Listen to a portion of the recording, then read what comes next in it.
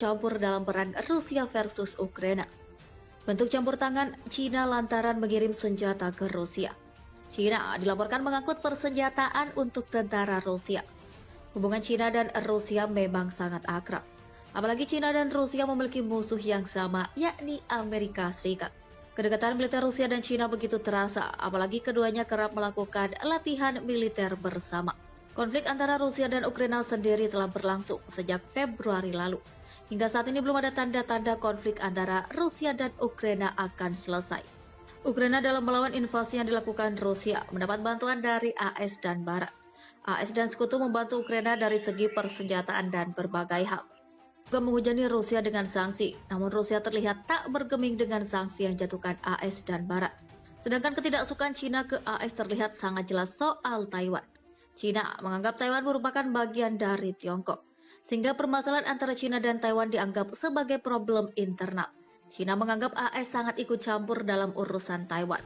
Kemarahan Cina begitu terasa saat Ketua DPR AS yakni Nancy Pelosi berkunjung ke Taiwan. Kunjungan Pelosi ke Taiwan memantik amarah Cina. Tiongkok langsung mengerahkan banyak alutsista ke provinsi paling dekat dengan Taiwan. Latihan militer juga Cina tak main-main dalam hal Taiwan. Menyangkut dukungan Cina ke Rusia dilaporkan Sohu.com pada Juni 2022. Kementerian Pertahanan Rusia merilis sebuah video yang menunjukkan militer Rusia menggunakan drone DJI. Penggunaan drone ini untuk menyebarkan selebaran untuk membujuk agar mereka menyerah, dan video tentara Ukraina yang memegang ponsel dan memanipulasi drone DJI juga telah diunggah di mana-mana di media sosial. Drone DJI sendiri merupakan drone buatan Cina, namun kehadiran drone buatan Cina telah menjadi komoditas panas di media perang Rusia-Ukraina. Baru-baru ini sebuah video yang beredar di internet mengatakan bahwa kartu militer Cina muncul di Rusia dan sangat padat sehingga tidak mungkin untuk melihat akhirnya, dan diduga membawa senjata ke tentara Rusia. Rusia melancarkan serangan ke Ukraina pada Februari 2022. Pasukan negara itu meluncurkan berbagai jenis serangan ke Ukraina. Salah satunya adalah dengan menembakkan rudal. Hingga saat ini perang tersebut masih terjadi dan sudah menghancurkan banyak kota di Ukraina. Satu pertanyaan besar yang muncul di benak banyak pihak adalah apakah Cina turut membantu Rusia dalam perang ini. Selama ini diketahui jika Cina merupakan sekutu terdekat Rusia. Namun BBC menyebut Cina rupanya terlihat cukup menjaga jarak secara diplomatik dengan konflik tersebut. Bahkan Cina memilih untuk absen pada pemungutan suara yang menentang invasi Rusia ke Ukraina. Hal tersebut mengindikasikan Cina cukup netral dan menginginkan adanya solusi damai. Namun demikian Cina terlihat belum mengutuk invasi Rusia ke Ukraina. Sebagai sekutu dekat, nampaknya Cina turut membantu Rusia dari sisi ekonomi. Di masa-masa awal Rusia melancarkan invasi, total perdagangan antara Rusia dan Cina meningkat melebihi 12% dari tahun 2021. Masih melansir laman BBC, Cina adalah bagi Rusia untuk menjual minyak, batu bara, dan gas. Seminggu sebelum invasi, Rusia dan Cina menyepakati penjualan terbaru batu bara dengan nilai melebihi angka 20 miliar US dollar.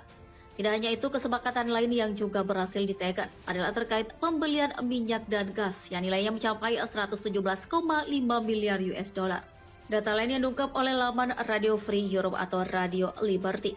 China dan India membeli sekitar 2,4 juta barel minyak mentah milik Rusia per Mei 2022. Meskipun harga pastinya tidak diumumkan dan Rusia disebut memberikan diskon harga yang sangat besar.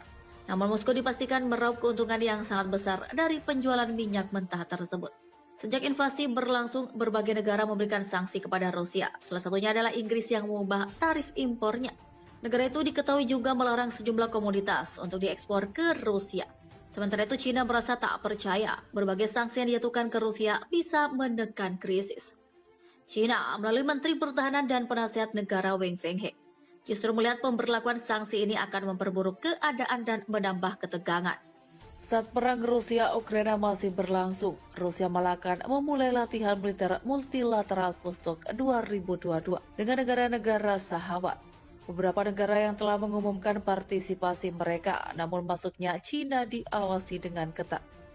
Sejak 25 Agustus terungkap bahwa Tentara Pembebasan Rakyat Cina mengirim pasukan untuk berpartisipasi dalam latihan Vostok 2022 mendatang di Rusia.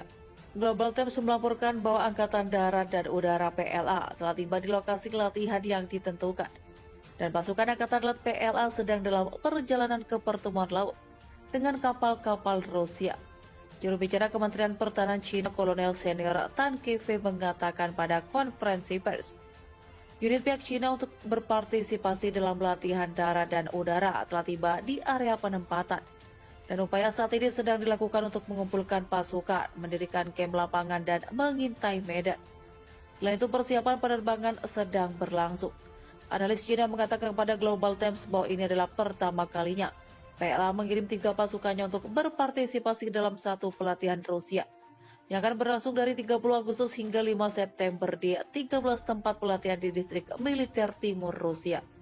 Melansir dari Eurasian Times pada Jumat awal bulan ini, ketika China mengkonfirmasi partisipasinya dalam latihan tersebut, para ahli militer China menyatakan bahwa salah satu fokus dari latihan gabungan ini adalah untuk menangani potensi ancaman dari arah Samudra Pasifik.